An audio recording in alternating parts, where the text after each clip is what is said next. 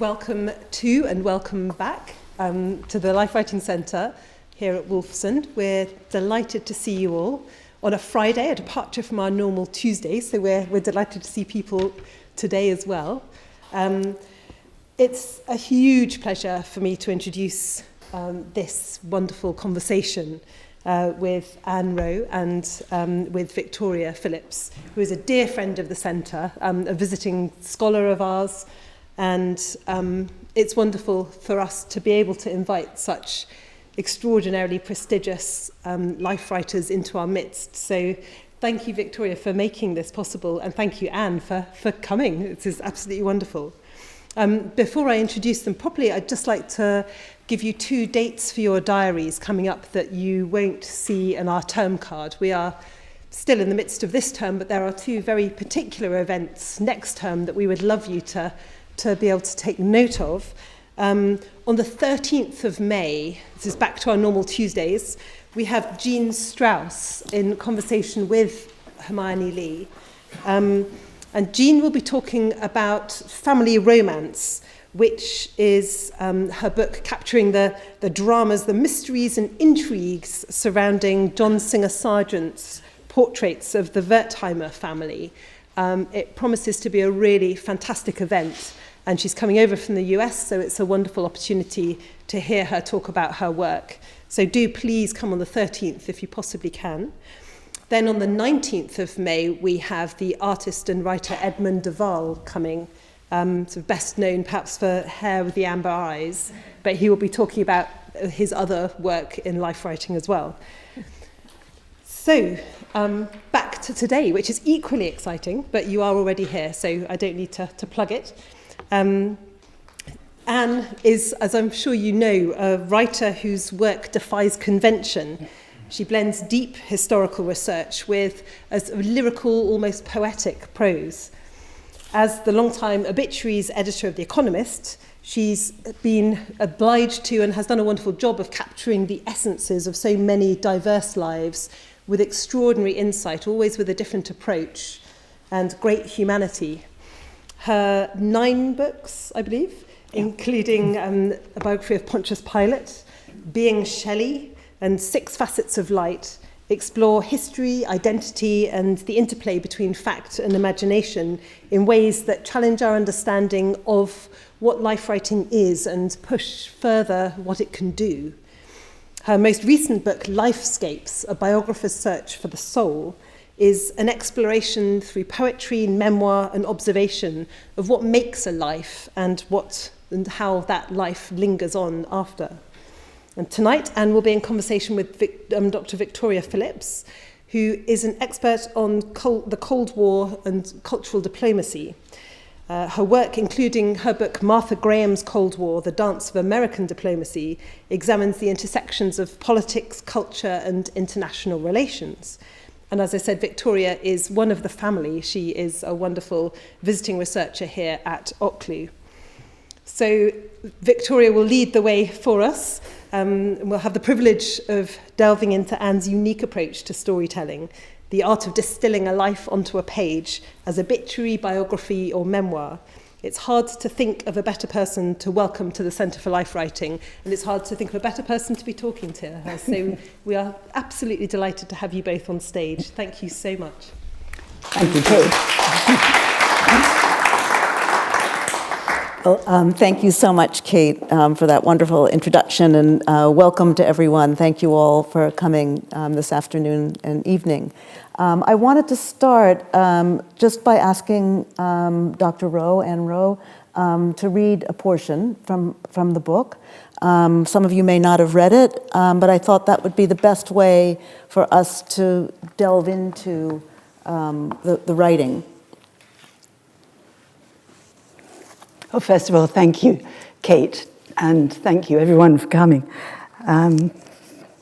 Just read a little bit. This is about the possessions my mother left behind, and it's part of a chapter which asks how life is caught up in possessions, especially something we realize once people have gone.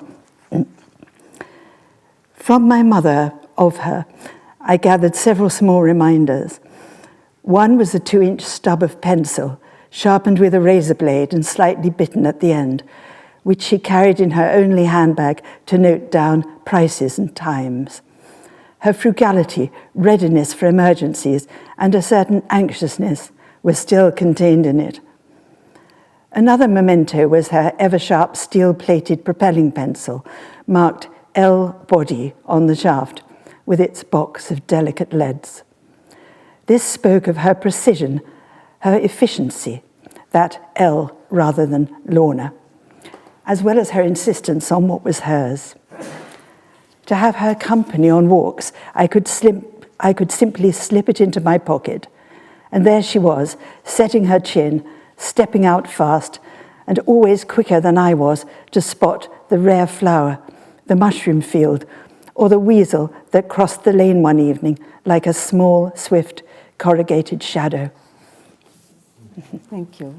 That was lovely. And just to give everyone a sense of the way the book is put together, there are 2 sections. One is called Out Breath, and the other is called In Breath. And then each of those sections has 4 sections: possessing, seizing, indwelling, and returning. I am deeply impressed by this strong structure, and then the kind of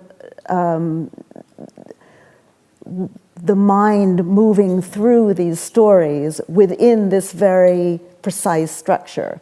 So the first question is, I am at the CUNY Graduate Center teaching for a semester, so I'm always interested in students and how to inform the writer. So I was wondering if you could discuss your process, your writing process.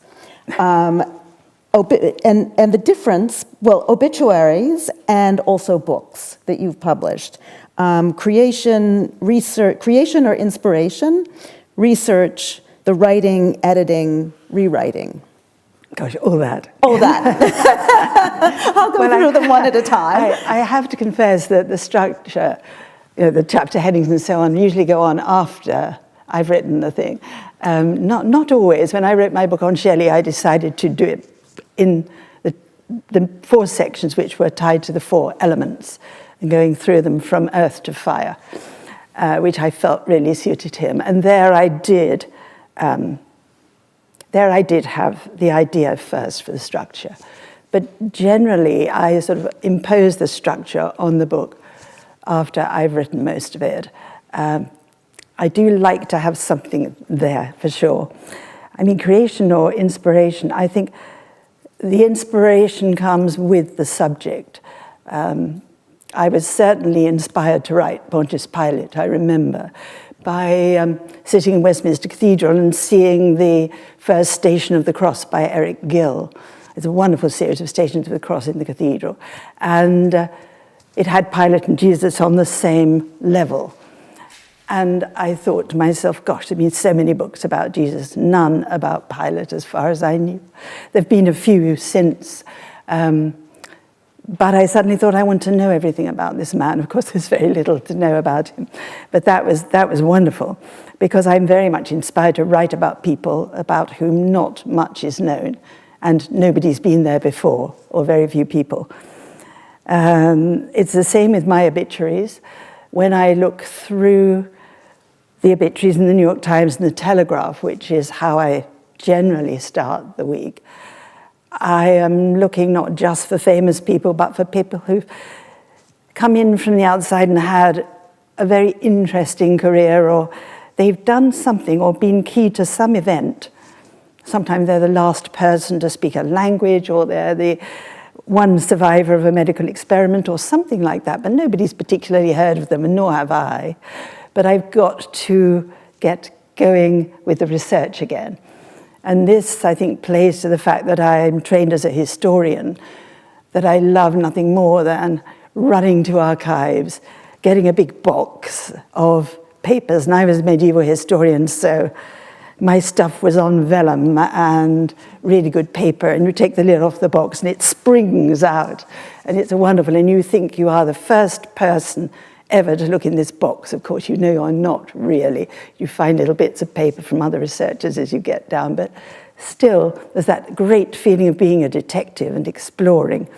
So you have the inspiration, and then you try and build it up by finding out more and more and more. I can't really remember how I did the obituaries before Google existed, because I partly do it through memoirs of the person concerned, because I want to hear their voice, not anybody else's. So I do it that way, but I also Google crazily to get little tiny facts about their life. And I simply cannot remember, because I started in 2003 before we were really using Google very much. I think I did it from cuttings then. We had a huge cuttings library. I think that's how it happens. It sounds rather chaotic, and in a way it is.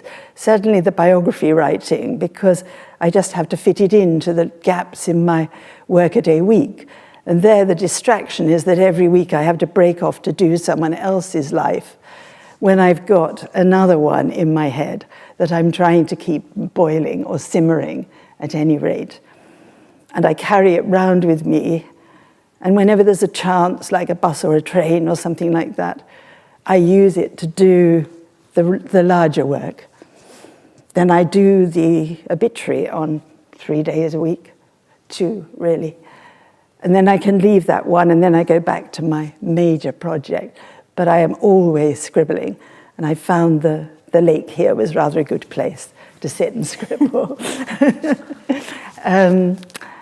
I think you get obsessed by these lives. I'm sure everybody here has had that experience of needing simply to commune with the person they're dealing with, or the group of people they're dealing with, almost as much as possible. You're living with them as much as anyone else in the real world.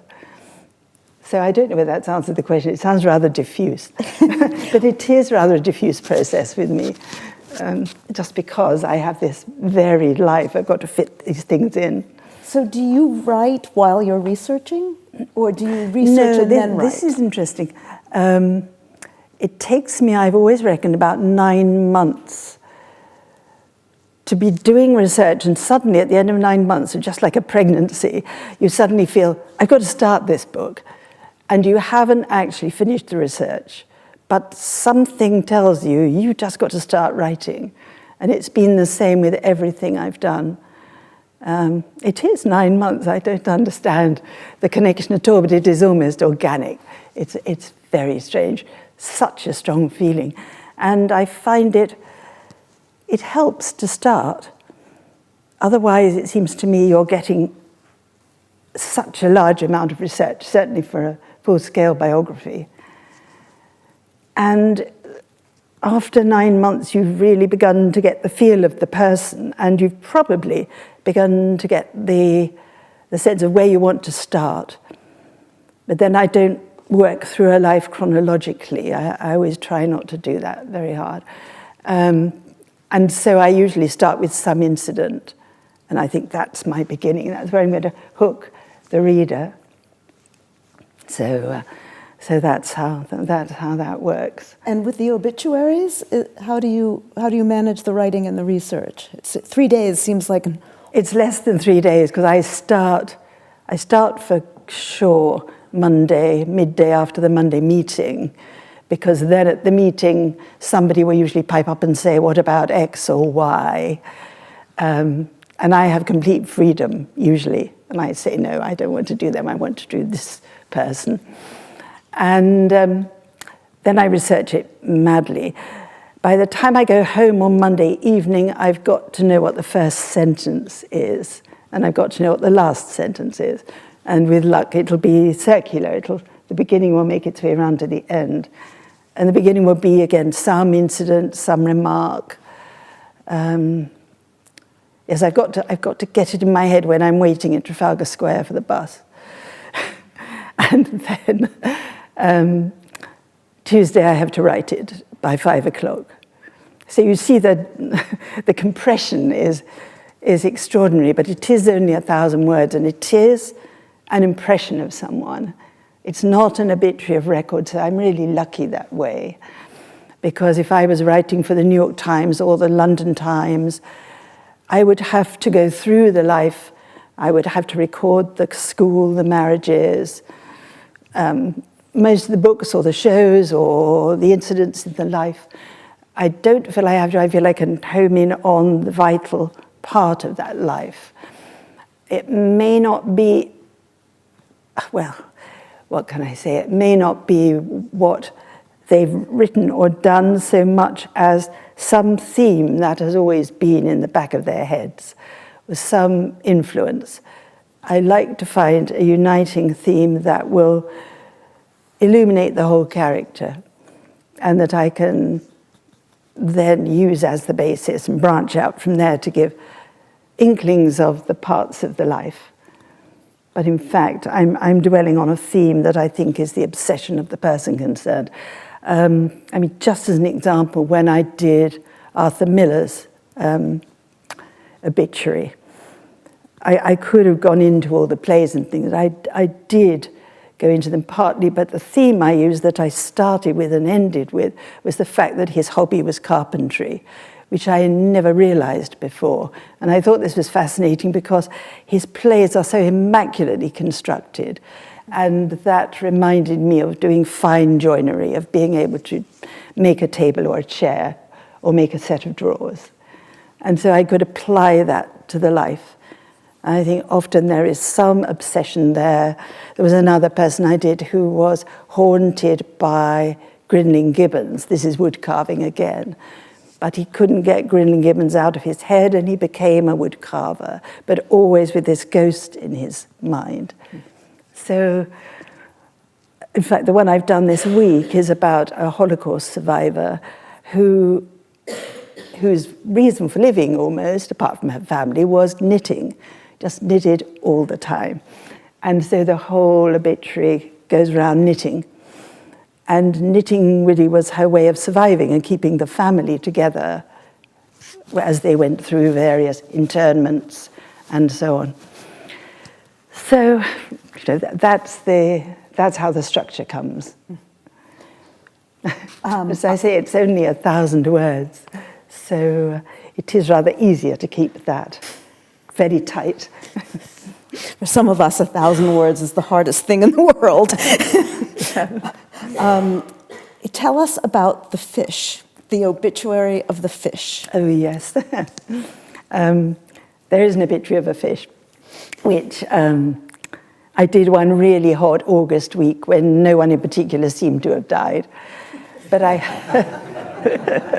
I read about this fish that had died and had been caught 48 times, and I was completely astonished because I know nothing of fishing, and I thought, how could a fish be caught 48 times? But of course she was caught and then released again, and her picture was taken with all these different folk. And I just thought, I wonder what it's like to be a carp of this enormous size and be at the bottom of a lake. And it was lovely in that really hot weather just to fancy that I was a carp. And I looked up the habits of fish, and I read not Isaac Newton.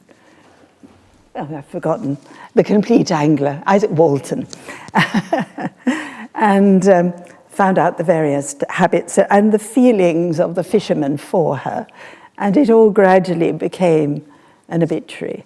I was rather fond of that. I mean, I could read a tiny bit of that if you like. Yes, that would be lovely.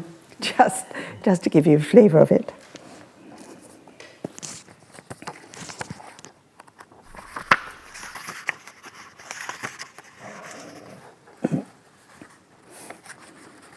Right, where's a good stand to go? Right. In her glory days, she reminded some of Marilyn Monroe, some of Raquel Welch. She was lither than either as she cruised through the waterweed, a lazy twist of gold.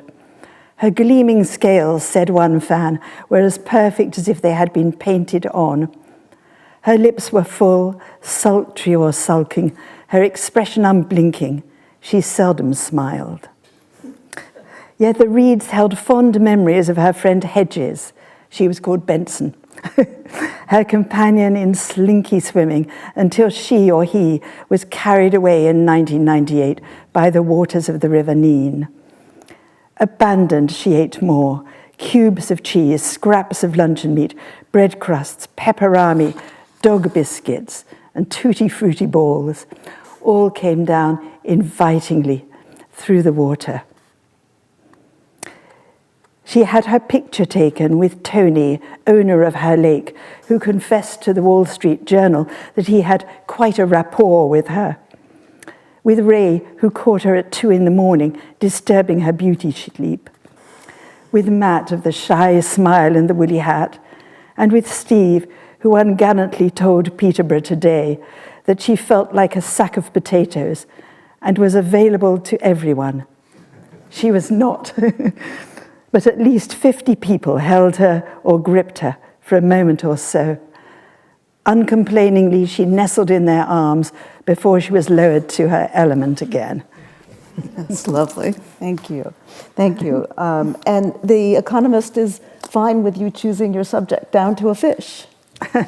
Yes, they are fine with it. This is very good. Well, except that obviously very famous people die, and then I don't have a choice. I'm never very happy when that happens, if only because they're going to get pages and pages in the newspapers, and we're a weekly. And we also obviously have a digital arm as well, and that leaps in with a sort of news obituary, which is a different thing. And I let them do that because it's not an impression of the person, it's more an appreciation of them and an assessment of them, which is something I don't do. I just want to see the world through their eyes. So they're different articles. So they leap in with that. And then later on, perhaps a week or so later, because of the print schedule, I come out. And that's fine. Sometimes I just feel, can I add anything? I did feel that with the Queen, I have to say, because we had so much stuff, and so did everybody. And the thing is, it sat in the stock, and we kept adding to it, and a digital picture gallery, and a this and a that. And by the time we brought everything out, I thought, well, what are my 1,000 words worth? I think it was still worth doing it, because there my theme was her 3-strand necklace of pearls, which she always wore. And I thought it was a sign of her service that she put it on like a dedication to her job, because it was the sense of duty, and it seemed to me summed up in that pearl necklace. So that was the theme there. And I thought not too many other people noticed it. But, you know, that there's always a slight problem dealing with the very famous people. But I do have to do it, because I feel it gives me brownie points for dealing with very unknown people, which I so like to do. And readers like them too. And they quite often suggest them. You know, I owe to readers quite a few of what I think of as my most favorite obits. So which are, that was one of my questions, you just led me into it, but which are some of your favorite obituaries? Well, I do like the fish.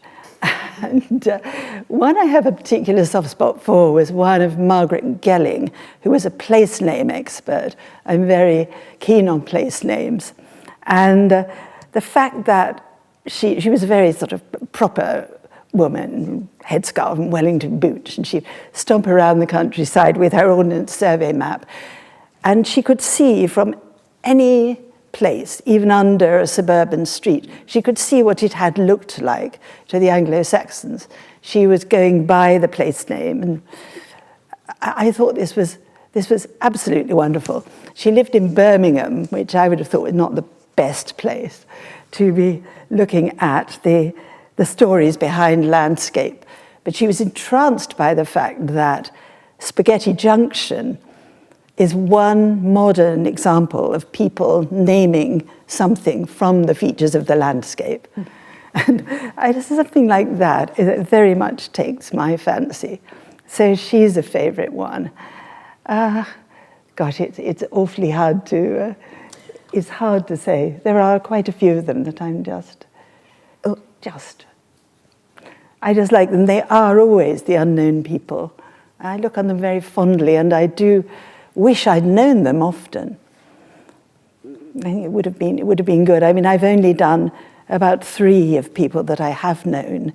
I think the hardest one to do was Seamus Heaney, probably. He was such a lovely man. I felt he had so much poetry still in him.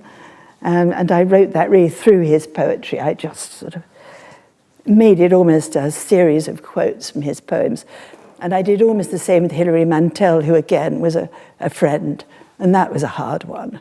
Because again, she had told me she had a whole wardrobe full of ideas for new novels. So those are difficult. But most of the time, because I'm dealing with people who've lived a long time these days, I mean, this week's one lived to 113. They've had very full lives. They've been very worthwhile lives most of the time. And so I don't feel a sadness at dealing with them.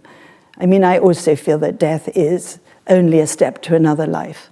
I can't grieve about death except in the fact that work has been left undone. And I miss the people who's gone, but I certainly don't grieve on their behalf because I believe they go on. They do something great where they're going. So on the other side, have you ever had to abandon a topic or a person? And are there any that you wish, I wish I could rewrite that one? Let me think. I did have to abandon one. It was only one. It was actually, I think was it Carol Stanning? She was an American comedienne. And I started on her and I found she really wasn't that interesting. I mean, I'd done Joan Rivers, who is a very scatological comedienne, and I'd done it as Joan Rivers meets God. And it was quite near the knuckle. I was lucky to get away with that one. And I thought, I might have fun with this comedian, but I couldn't. And I had to change very late, because if I have to change on a Tuesday, I have to write just like the wind. And actually, I was rather pleased that I managed to change it for a man. He was a cyclist who had come second in every single race he'd ever raced. And I thought there's something lovely about that, because he was never downhearted by it. He just enjoyed the fact. And the other half was what? When I wished I'd rewritten. Is there any that you'd like to go back and rewrite? No, I'm not sure. I mean, the one I really, thank God I didn't write was Jimmy Savile, because he died before all the awful stuff came out about him. And I went to the London Library, which is my place of resort to get memoirs, and I read his autobiography. And there was something about it that really repelled me, and I can't tell what it was. But I just thought I didn't want to write about this man. And just thank goodness I didn't. The other person I wrote about, again, all the bad stuff came out afterwards, and that was a shame, was Michel Vanier, who especially worked with disabled people who turned out to have been running a sort of cult, a spiritual cult as well. Again, sometimes you just do not hear until it's too late. And you can't sort of put a footnote in after the event, not in a newspaper. So you just have to let it go and think, well, at the time, this was the state of knowledge. I mean, it does point to a difficulty with the system I choose, which is that I confine my research to either to interviews with them or to their writings about themselves. I'm not interested in what other people think about these people. I'm interested in why they think they're here and what they think is important in their lives.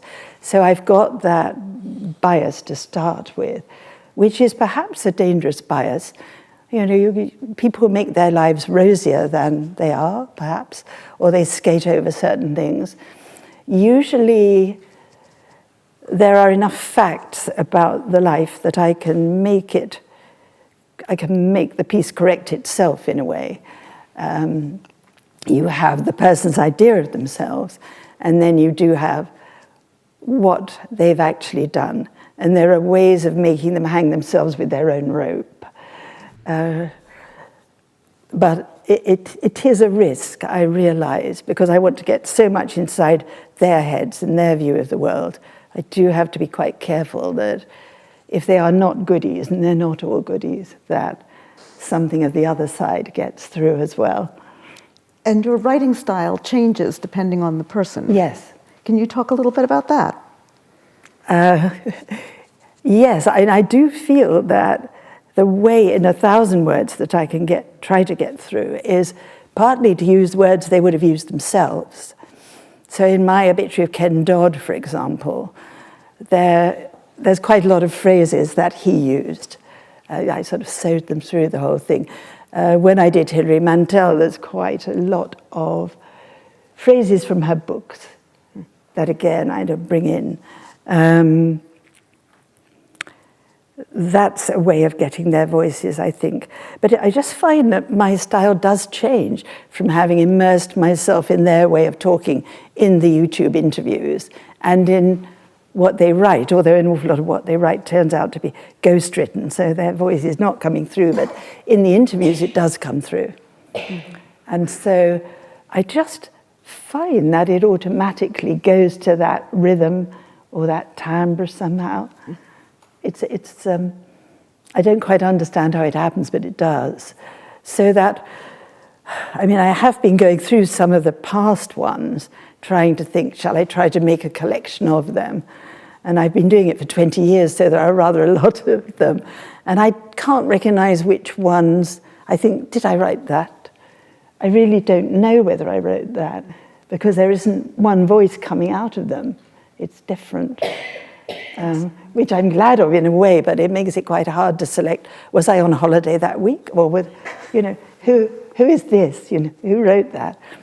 But I do get that feeling too with things I wrote in the far past. I think, did I write that? Because of course you do change as you go through. Sometimes you can't recognize what you were before.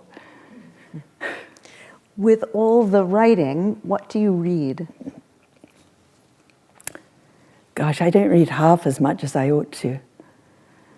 I've got a very naughty habit of going into Waterstones, because I go by train from London to Brighton quite a lot, going into the Waterstones on Victoria Station and reading very fast the book I am interested in. So the one I'm reading at the moment is Our Evenings by Alan Hollinghurst. I sort of zip in and I read how much I can manage. I don't know why I don't just buy it.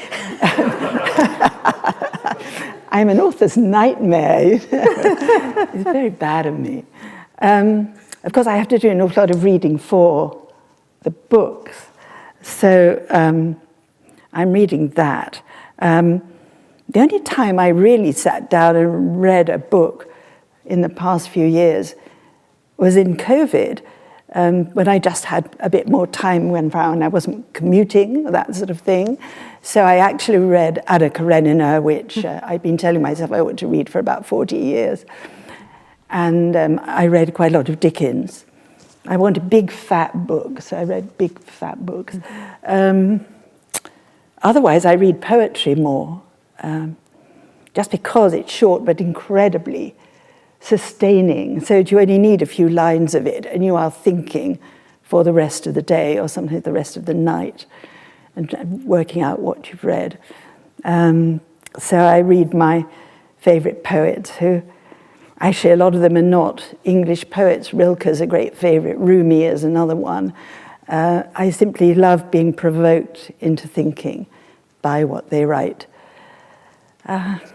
So bit of a cheat because it's so short, but as I say, it's very sustaining, it's very nutritious.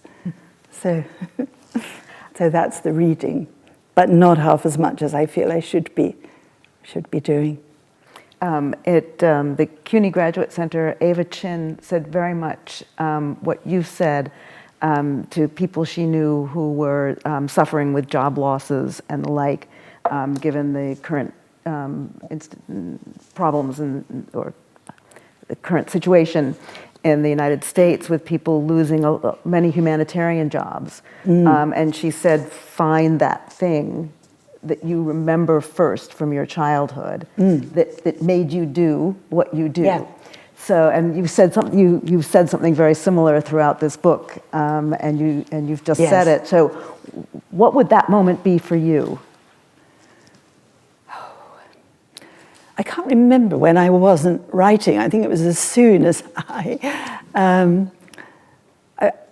my memories of my childhood, going back very early, are I've always got a pencil in my hand and a bit of paper. But I think the moment that I was absolutely captivated by writing was one day when we had to write about the spring. And I was about 9 or 10. And my walk to school always took me past this tree, which in the spring was covered with pink pom-poms, prunus tree of some sort. And I wrote about it. And I realized as I looked at what I'd written that I'd recreated the tree. I'd made that tree again. And it was my tree, and other people could see the tree as well as me. And that, to my mind, was a completely magical moment. And that was when I realized that there's an act of creation going on here, which is fantastic. That I could create a whole universe. There was nothing that was going to stop me. There was nothing that was going to limit me. And from that point, I just enchanted by words. And I think another thing which happened rather earlier than that was reading Beatrix Potter, because she so challenges you with words. She gives you words like soporific, and you don't know what they are really, but it's lovely, the sound of words, the rhythm of words, the potency of words. I remember she describes porridge in one book, and I realized I could taste that porridge, I could smell it. This is what words do. This is the feel of things. And I just realized the power of words, and I've been in the spell of words ever since, I think. I'm just always scribbling and thinking, what is the exact word here? What do I need? And I'm sort of informally in charge of style at The Economist. Not that you would really know that anyone was sometimes, I'm afraid. And I just try and encourage people to use other words, not always say he says, but think of some other way, not always to say she walks, but to think of another verb.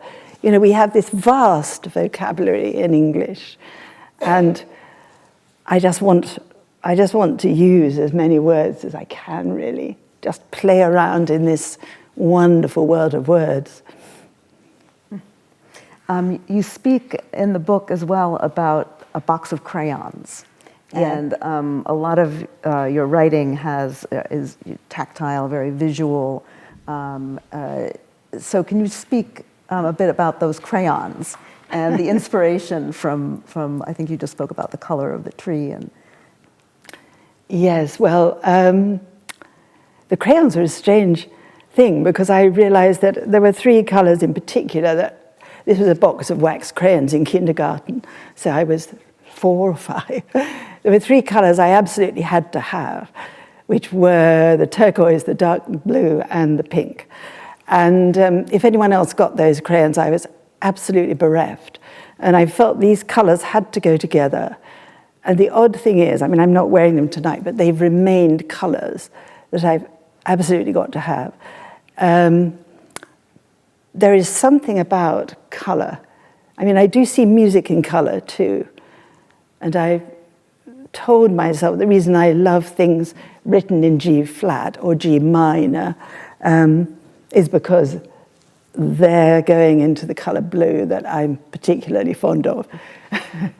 So all this is fairly strange, but I do think little touches of color certainly in an obituary, which is so few words, are very important. And I feel I'm a bit like an impressionist there, and I can just put in a tiny little bit of color, like the way someone walks or the way they hold their heads or some little tiny thing like that. That lifts up the piece. In a full-scale biography, it's rather different, but there I do try to imagine the feel of things. When I wrote a book about medieval France, which is done through 8 think it's 8 different lives of people in the town that I studied for my thesis. And there, I had to build up these lives from almost nothing and the sense of this town.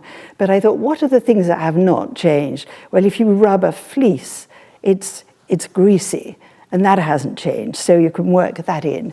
If you are writing by candlelight, it sheds a certain light, so put that in.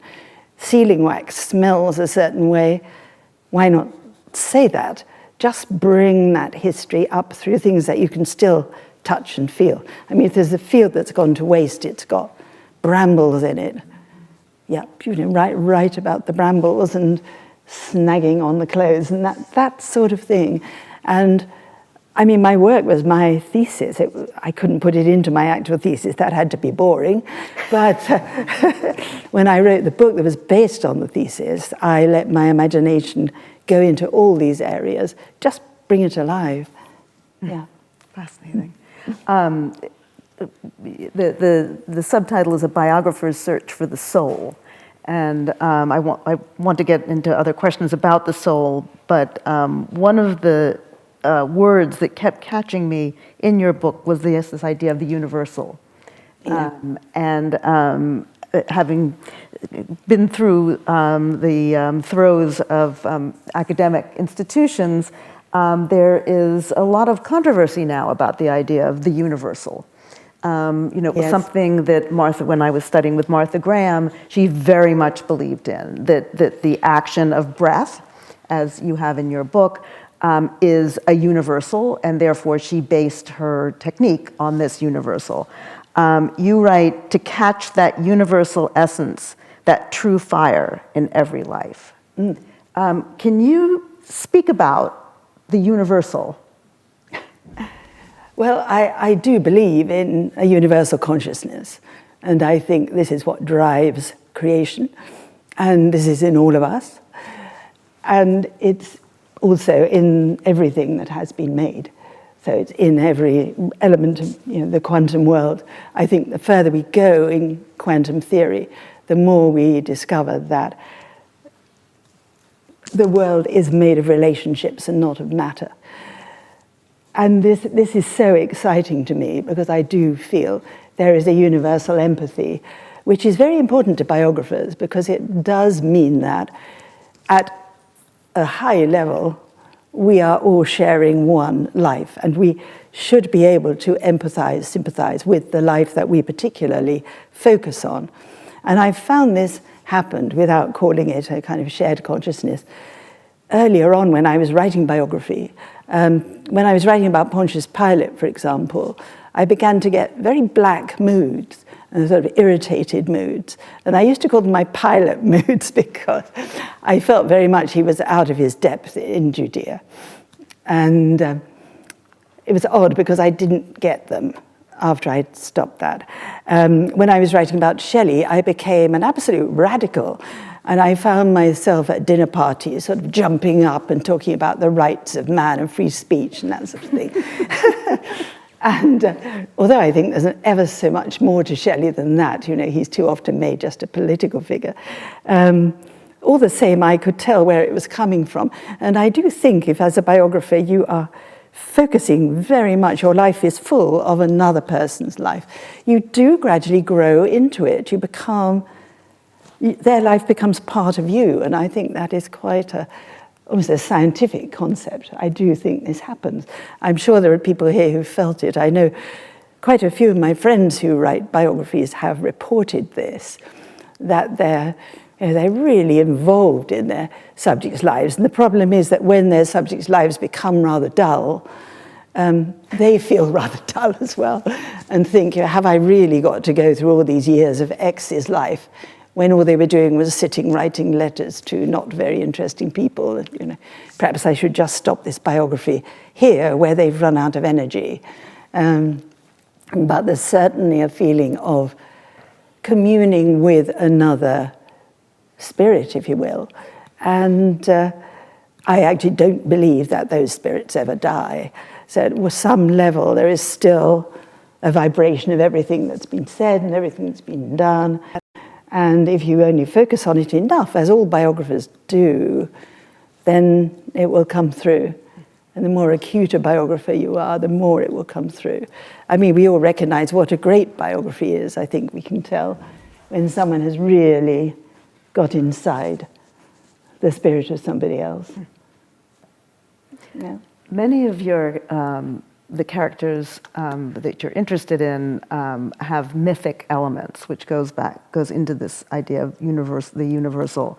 I find it particularly the Orpheus story particularly interesting, and then also to have kind of Christ as a second character to your main character, I think is very, very brave. Would you speak about this idea of the mythic, the human within the mythic within the human? When you say mythic, do you mean sort of legendary? Or legendary, mystic? Orpheus and Christ, right? Yes, yes. Yes, it was funny. Orpheus sort of haunted me for a long time because I thought, how on earth can I write this? I really did want to write about him. But yeah, he probably didn't exist. And at least Pontius Pilate did exist. We just have a few tiny little mementos of him, tiny little references in various historians. So we do know there's a there.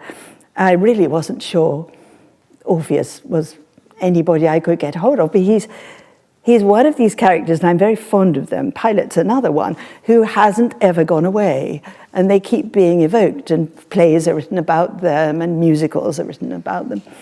And so I thought it was well worth looking at. And the key to Orpheus actually turned out to be to go to Bulgaria, because the origin of Orpheus is in Thrace, which is in Bulgaria. So I actually went there, and there the most wonderful sort of, how shall I say, he's become a national symbol since the fall of the Soviet Union. He's sort of replaced the Soviet. The statues of Lenin have become statues of Orpheus. So that in itself is interesting. But also there were wonderful parallels that I just found in modern Bulgaria with his life. And so that gave me it was very helpful to the biography, because I could split it up with scenes from modern Bulgaria that played back to the life of Orpheus. Yes, I hadn't thought about Christ being the second character in Pilate. I did think of doing Judas for a while, but I was more interested in the Romans. I loved Latin. I'm very keen on Latin literature, and so it gave me an excuse. But I loved seeing Christ from other angles, and seeing him from Pilate's angle, trying to see him totally through Roman eyes was a really interesting exercise. So I think I'd recommend taking a minor character from a big character's life and sort of reconstructing it at an angle. So you've got a famous person who's actually seen from somebody who's through the eyes of someone who's on the side, who's almost narrating the important life for you. And somebody who does this quite a lot is Robert Harris, who of course is writing thrillers, but he often invents a detective who's on the side, who's telling the story through the kind of often rather humdrum life of somebody who's observing it. And then that becomes a very interesting new eye on the central character. So that's just a thought. You in the book, you described the training of visual artists and how people were required to sketch very, very quickly. And that is your writing that you keep in your lap in the bus. Is that your practice? Are those your draft drawings, or is it your obituaries? Is that your training, or just what you do? Well, it's just what I do. It's whatever big project I've got on hand at the moment. Yes, it's that, and I'm just letting it flow out. And it's probably not good at all at the moment, but it's going to go through a lot of other drafts. I mean, I always have to write in longhand. I have to write, it's a different sort of notebook though. It has to be black biro. I get really annoyed if I find I picked up the blue by mistake. It's not really a superstition, it's just it feels right. But the notebook has to be different. Sometimes it's A4, sometimes it's a little tiny one. At the moment it's a journalist one that you can turn over like that. And that is important to the project somehow. It also has to be deadly secret. I never told my husband what I was working on, for example. Even though he had to sometimes drive me to the places that were important to it. I gave him a vague idea sometimes. I never told my publisher what I was working on, as far as the biographies went. I never have written a synopsis, because I never quite know where the book's going to go. I'm just letting the words come out. I had a very understanding editor at Cape, Dan Franklin, wonderful man, who didn't care that I would just produce this thing wrapped in brown paper, put it on his desk and say, look, I've done this, would you like it? He never knew what I was going to do next, and I liked that freedom because I'm not free in my work in what I write. I have to write in a very restricted way, but this is my leisure writing, this is my secret project where I can really be myself. So it's always kept an absolute secret. I marvel that there are married couples who can discuss what they're writing over meals and read sections of it. I would feel I had killed it if I did that. I feel I'm working with something live, and I've got to keep it all inside. That's how it is. I was particularly struck by your descriptions of hospitals and start the breathing within hospitals, and then that led into COVID and the act of breath holding. Those for me were very powerful moments, and I thank you for those. And then you kind of segued into music and playing the recorder. And I was fascinated. I mean, music is a theme, a deep theme that runs through the book. Yes. Would you speak about playing the recorder and what it's like to be a beginner at something? Well, I live in Brighton, and the flat looks over the sea, which is wonderful.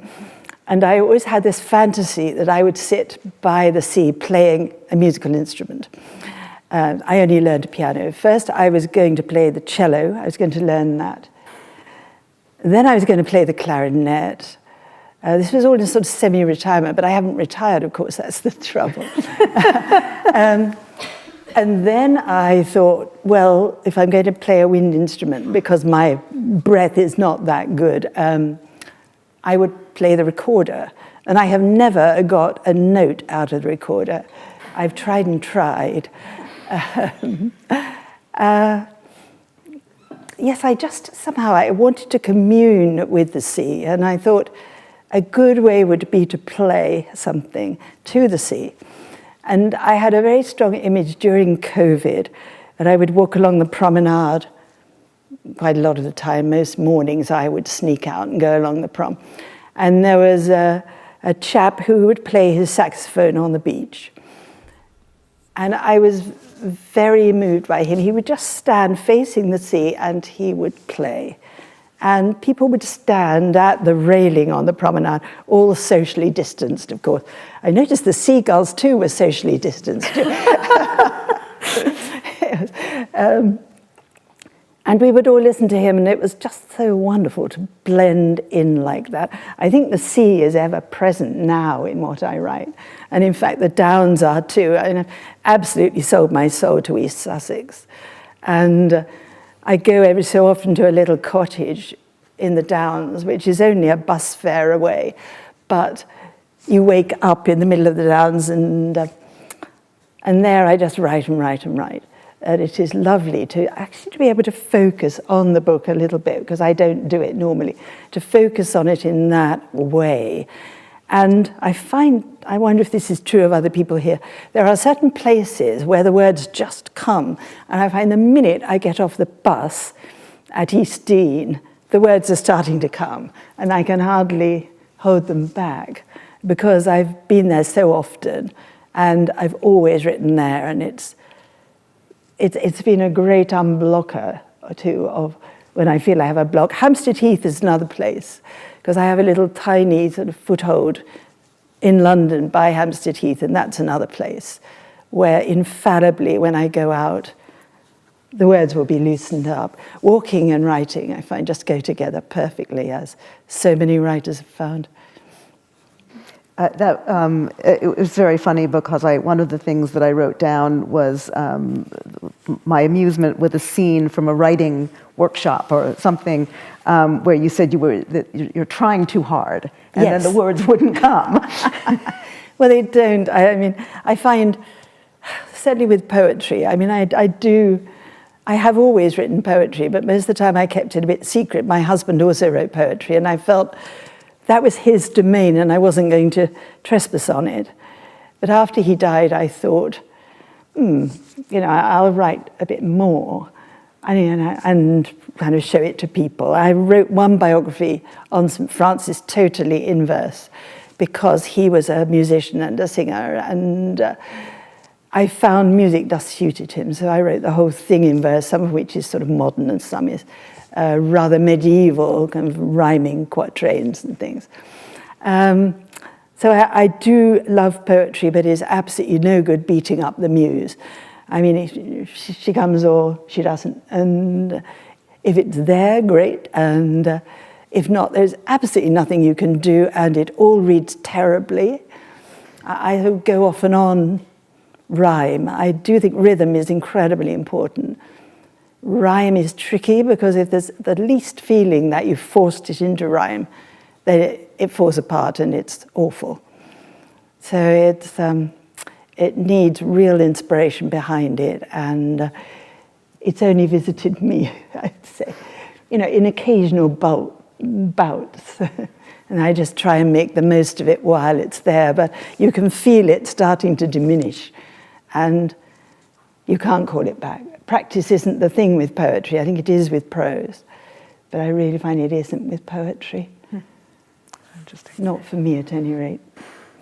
I'll ask this because I was in Sam Roberts' class, his obituary writing class, and I found it very difficult. One of the things he asked us to do was to write our own obituaries. Is that something you would do? Would you try and write your own? I've often thought, who would I trust to? That was my second question. Yeah. I mean, actually, I'm sent obituaries that people have written of themselves. And apparently this is something that is done now. So you're sure you've got at least one good notice after you go. And no, I wouldn't do it, but it's interesting that here am I writing them about other people. And I really find it hard to think, who would I trust to write mine? I don't think they'd get me, they wouldn't understand. I think my eldest son, who's a writer, would. I think I would trust him. I think that's it, probably. Because I've featured in some other people's books and I can never recognize myself. I think, oh gosh, is that what they think of me? But I'm not that at all. I'm always very distressed. There have been 2 or 3 books that have called me sensible. And I think that's the most awful thing to be called. And surely I'm not sensible. It's because I wear flat shoes all the time. And I only wear flat shoes so that I can walk and not have to think about my walking. I can just, I can think if I'm wearing flat shoes. And I can go to far distant places and have crazy ideas. But, sensible. So it is hard to think of that. I don't know what my themes are, really. Not quite. But I've given some clues in this book. It's more autobiographical than any of my others, because I've always tried to keep me out of everything. I'm kept out of the obits, very definitely, and I'm more in this one than usual. We'll go to questions. I have one more, winding it back to the idea of the soul. You say, I see it as scientific as much as spiritual. The evidence of soul is often flickering or has been ripped out, suppressed as I suppressed mine.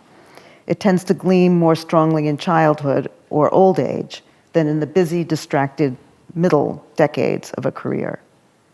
And though it dwells in both the good and the bad, in some sense of the sense of soul power burns so steadily that the world around us, that the world around is changed. Yeah. Can you expand? Expand on that. Well, I've always believed in the soul. I was brought up Catholic, and I think then you're infused with the idea, and I've always kept it alive, even though my faith now is a great mélange of different faiths and different beliefs. But I've always kept the idea of the divinity within, which I absolutely believe in. So I feel that biography is an effort to find that eternal spark in us. I'm sometimes not, well, often I'm not explicit about that. I feel I must never refer to that, certainly if I'm dealing with people who wouldn't have put it that way. But I was quite pleased when I was writing about Shelley, who is always presented as an atheist, to bring in his sense of the divine, which is very, very strong. It's not tied to any religion, because he loathed religion, and it's absolutely possible to loathe religion and all its institutions and all its works, and yet have a very strong feel for the divine. And so if it presents itself, then I am glad, and then I can use it. But I don't ever want to force it into what I write. I think that would be very wrong. It does mean, as I say, because I have this sense of a common consciousness, that perhaps I have more sympathy with my subject than sometimes people feel I ought to have. Sometimes people think I ought to be more critical or more removed. But I think it's just a wonderful way of being able to see the world in new ways by seeing it through the life of somebody else. I feel it's a great privilege to be able to spend my time writing about other people and just living different experiences through them. It is a great job to have, and a great leisure to have as well. It simply consumes me all the time, really. Thank you. We'll take some questions from the audience. Do you have a microphone? Who happens to be right at the back? If you just use this, I know it's a pain, but it will come out better by the time. Thank you very much for sharing your thoughts. I was wondering, in your personal life, when someone passes away, do you feel, having spent so many years developing this muscle in obituaries, that you have a compulsion to write, even though it's not going to be published? What a compulsion to write an obituary of them. Yes, yeah. Well, I think in a sense, what I wrote about my mother, which I read out there, had elements of an obituary in it. It wasn't a proper obituary, I suppose. I did write, because I had a column in The Tablet, which is a Catholic weekly, for a while. And I wrote an appreciation of her in there, which I did feel very strongly compelled to write, but it was not an obituary in the sense that it didn't start with her childhood or anything. It was really how she saw things and the essence of her. It was rather like that passage that I read out, because it revolved around a lot of her objects, like her sewing basket and that sort of thing. Yes, and and the things that I owed to her, I felt, the various things that I do now that remind me of her. I'm reminded of her all the time. All the close people close to me, I feel have not gone. I mean, my husband in particular is always around. I mean, when I think what to wear, I've always got his voice in my ear saying, I really wouldn't wear that if I were you. So, you know, I find the people who we call dead are not dead at all. They're still with us. And I think particularly people who were that close, who we knew that well, are always there. So in a sense, I wouldn't want to sum them up and say that's it. I mean, I have to confess that I don't grieve when people close to me die. I've grieved over trees more than I have grieved about people close to me, because I simply believe they've moved on somewhere else and they're still here. They're still with me. But I have cried about trees that were blown down in a gale, for example. So I do find it a little bit, you know, that probably does strike people as odd, but that's how it seems to be. Life is such a continuum to me, that's the thing. Thank you.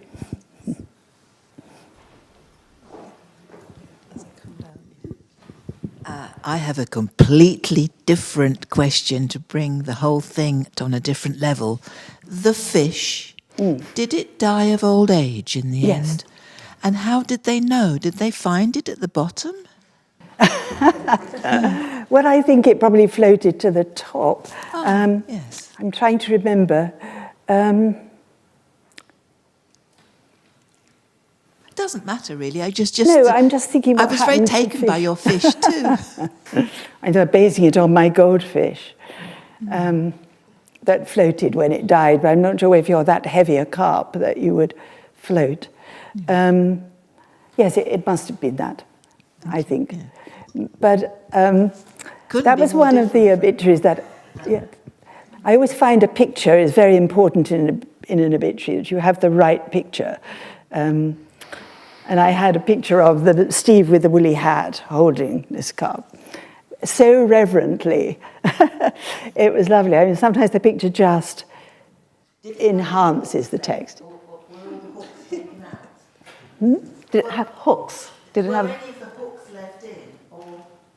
the hooks in its mouth? No, I don't think so. I mean, she didn't die of being hooked, because I think her mouth got so leathery after a while that, you know, didn't really feel it, apparently.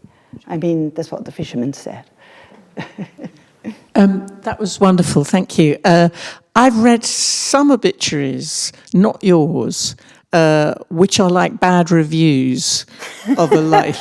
And you read the obituary, other people would have done this too, and you read the obituary and think, my goodness, I'm glad this person's not alive to read this, as it were. And so the obituary then becomes a form of lacerating critique or having the last word. And you often, don't like those. Well, no, clearly not. But I mean, it's evident from the way you've been talking that you would not write, I presume, about someone that you hadn't liked or admired or respected or thought there was something. I do. Yeah, I mean, you have to sometimes. You do, okay. So the question really is, what happens with people who you either don't like much but have to write about, or people you have thought, this would be wonderful to write about, but now I am discovering, as I do my research, things about them that I am not comfortable with. So how do you deal with that? But if I really discover things I'm not comfortable with, then I generally don't write about them. When I write about well-known baddies, I mean, I did Osama bin Laden, for example, and I think, I mean, I did get into a lot of trouble with our American readers because I mentioned that he liked to take his children to the beach and he liked to ride through the woods on a white horse on Fridays. They wanted me to write a searing critique of how horrible he was. I felt that just to mention that he was never so happy as when he saw people jumping from the Twin Towers was enough to tell you what sort of man he was, and that, you know, you didn't have to overload it. You had something in there which was so awful that, you know, he'd hanged himself with his own rope, as I say. I did an obituary of a sheriff in Selma, Alabama, who stopped Martin Luther King marching over the bridge there. And he was an awful man, and he would enjoy kind of tormenting black people whenever he was able to get them into the police station or the sheriff's station. And yet, he was somebody who, for all that, because he was so awful, in fact enhanced the civil rights movement, because he made people realize that there was such bad behavior going on in these towns in the South, that something had to change in the law. So he unwittingly brought about the change he didn't want to see. And so the first half of the obit was him and his views of black folk he came across, and it was fairly unsparing. And then you saw that he was being tripped up by this. I think that's the way I deal with them. So do you feel, sorry, just one additional point to that, so interesting. Do you feel that your job is to describe and account for the effect that person has had, rather than to make any judgments? I do not like judging. Okay. Yeah. I feel a judgment, I mean, in The Economist, we've got leader columns, and that's the place, I think, where we judge. And it's not, if I were to judge people, for good or bad, it would be my voice every week in that obituary. And to my mind, there's a sort of fourth wall, or whatever you call it, that I don't break, which is I don't bring me into it, either approvingly or disapprovingly. I think, as I say, I think the bad people hang themselves if you simply notice that the things they say and the things that please them and the way they live. I think if you simply describe that, you're describing something that's bad enough, and readers will understand it. I think to judge is to break that fourth wall. And there's a lot of judging that goes on in The Economist, from the leader columns onwards. I don't want to do that. I do want to describe. It is not an act of sympathy necessarily. It's just a description. Is there anybody who you really wish you'd had a chance to write the obituary of? And you may not want to answer this, but have you got your eye on anybody who you... Oh, gosh. Do you mean historically, do I wish you? Let me think. Oh, gosh, I've forgotten the name of... There's a woman I really wish I had written about. And unfortunately, I've now written... Elizabeth Saunders, I think, who founded the hospice movement. Cecily Saunders. And for some reason, I've always regretted it, because I knew her niece and heard a lot about her through her niece, and always thought, gosh, she'd be a wonderful woman. I did meet her once. What a fabulous thing to do, what a wonderful woman. I don't know why I didn't write about her. I mean, sometimes you do get a bit of a traffic jam of candidates, and you choose one, and you choose the wrong one. I can't remember who I wrote about. I might have been on holiday, just possibly, but I don't think I was. That's the person I most regret not writing about. I mean, if I really want to write about somebody, I don't care how long ago it was. I allow myself about 6 months. And people never notice how long ago it was that people die. I mean, they're meant to be topical. They're meant to be within about a fortnight. But we already make it rather longer for Chinese candidates, because for some reason we don't hear news from China until quite a long time afterwards. So I let that ride, and I've done others that I just think I wish I'd done them, so I do them, and no one has ever complained. I think people just rush through the rubric. They want to get to the story. So, I mean, the only criterion I have for an obituary really is this a good story? It's not, is this a famous person, or is this someone we ought to do it? What's the story here? And when I read that story, I almost hear a bell going off in my head. It's almost literally a bell, and I think that's the one. Mm.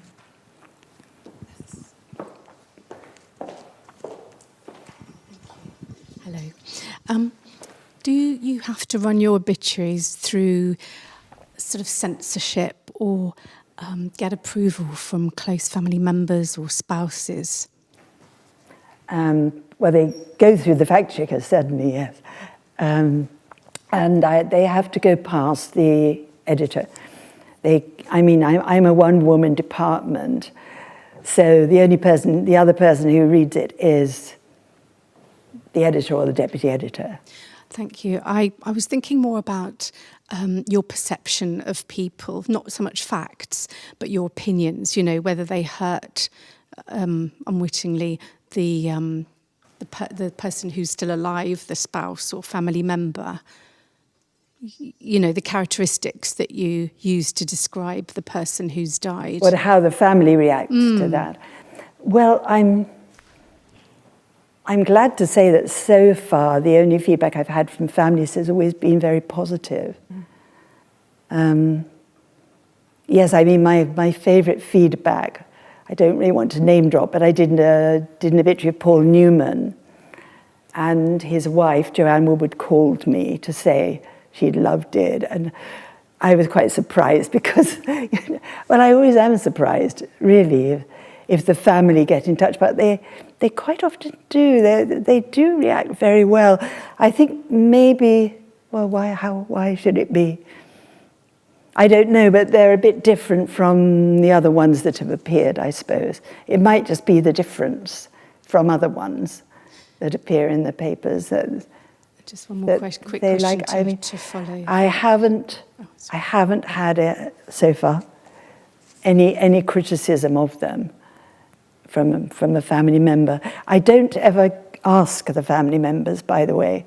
I don't phone them up. I mean, I feel to phone them would be awful. It's so intrusive. And I don't ask friends about them because I just want to see the world through their eyes, not through the eyes of other people. And I find if you call the family, sometimes you'll get different impressions from different members. Sometimes they're at each other's throats.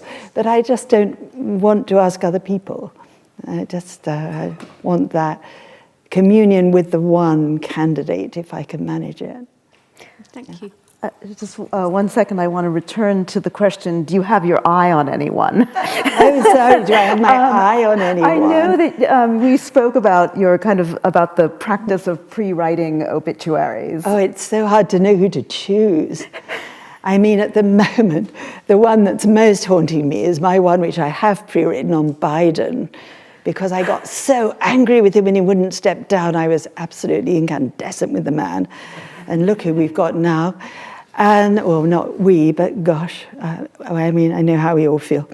And I've got to go back to that. And I've got to write in somehow about his hanging on, the kind of stubbornness of old age.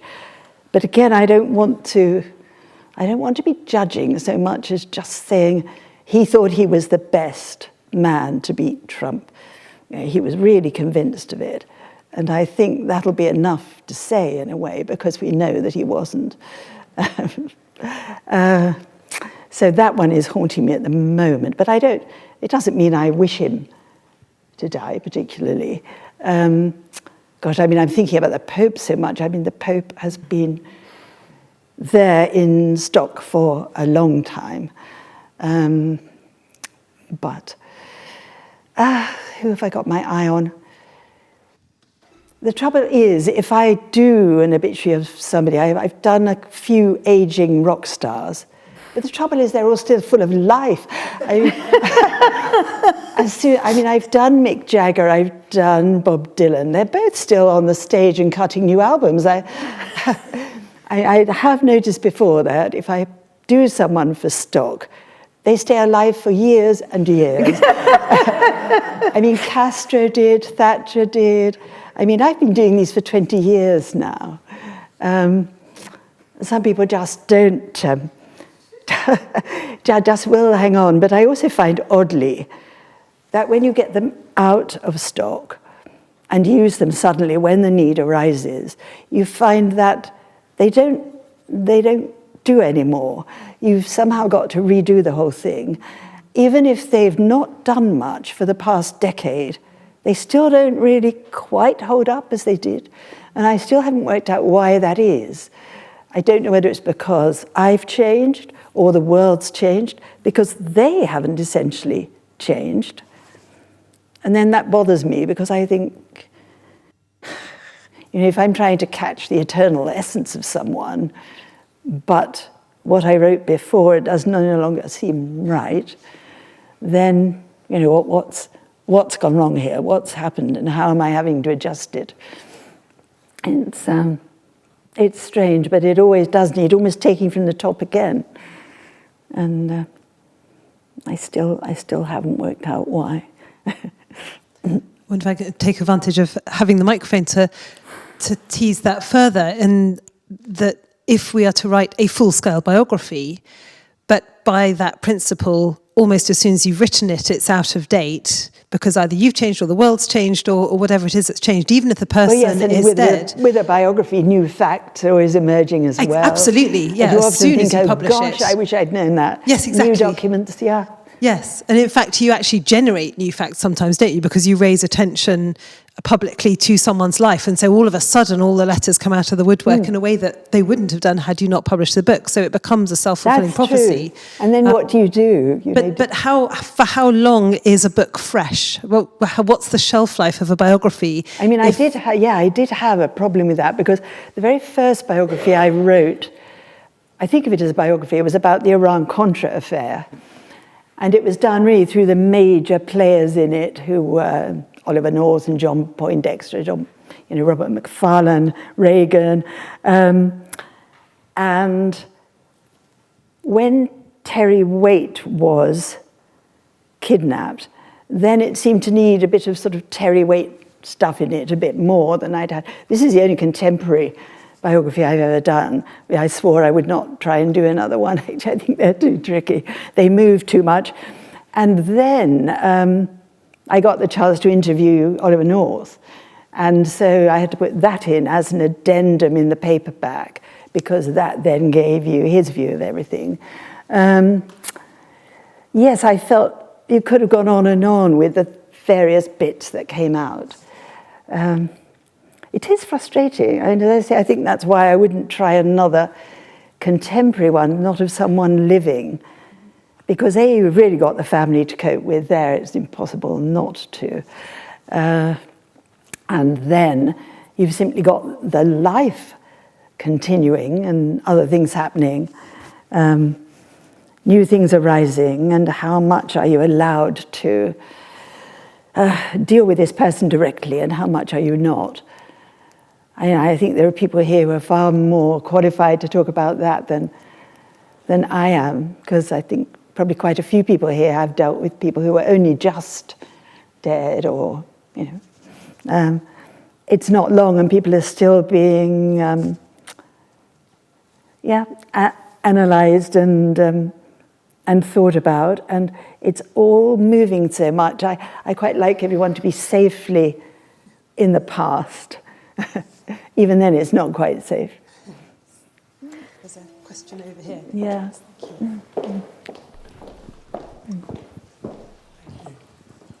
It's a very inspiring talk. Really, really inspiring. Thank you very much. What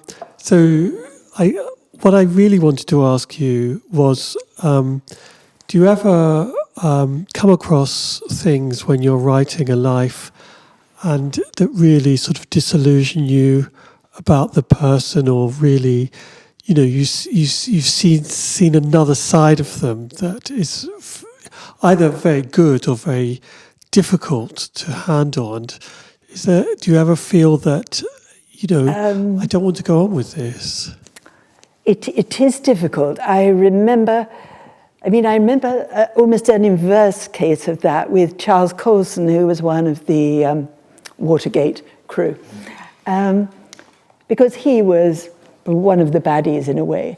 But he became a very good man who was working a lot with prisoners and so on. And I've always felt that I treated him too much. I placed too much attention on the Watergate Colson and not enough on...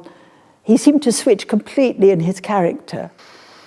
And that was quite hard. And because I like obituaries to have a sort of consistent theme about them, suddenly I'd got someone who I wasn't quite sure about, which was the more important side, because certainly the side that was worse took up more of his life than the side that was better. And yet the side that was better seemed stronger in some ways. So I wasn't particularly pleased with that obit, I think, if I have to say it. One of the ones I thought didn't really work, because I should have dwelt on that paradox more. I should have made more of it, and it might have worked better. Yeah. I'm not sure it's worked the other way around, that I found someone who was good who became bad, except in that case of Michel Vanier, as I mentioned. But then I didn't know until afterwards, and Colson, I did know all the facts, so there was no excuse.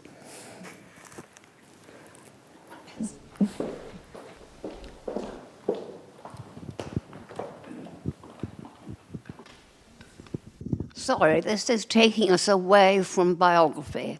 I love 6 Facets of Light. I've read it time and time and time again. Oh, thank you. And I want to know how it fits into your corpus. But also I want to add a PS to this. I'm so glad to hear Edmund is coming. I happen to be his mother. Oh, wonderful. Well, it's news to me, but you'll enjoy it. Thank you.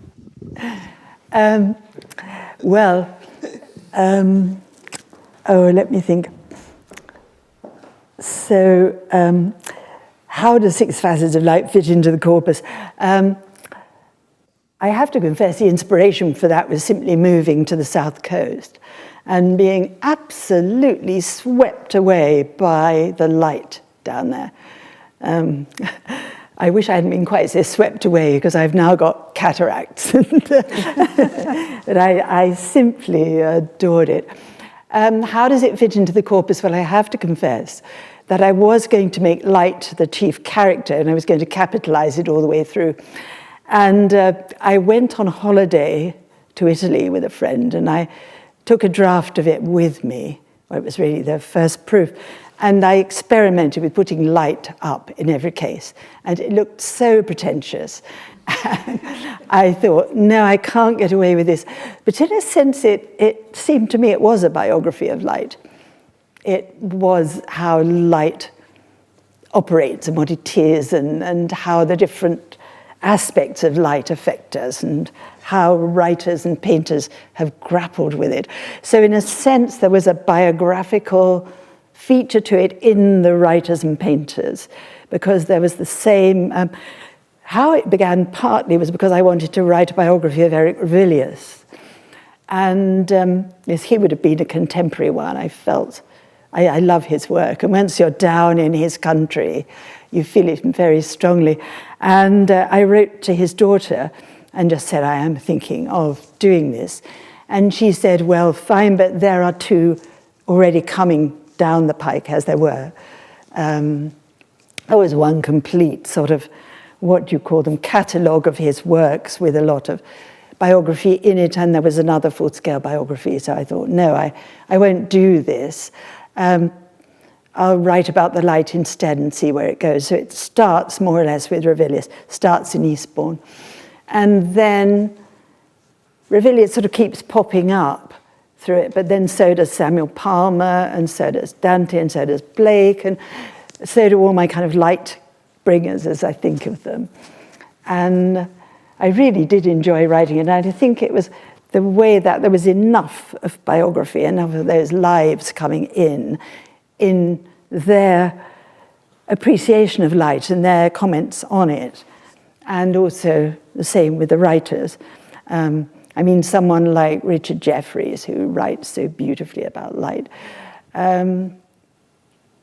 Yes, I did feel that I was still writing biography in lots of ways.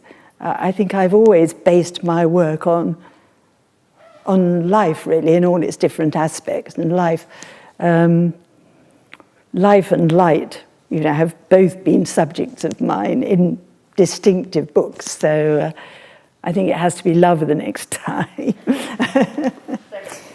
Well, I think we've got to draw this to a close.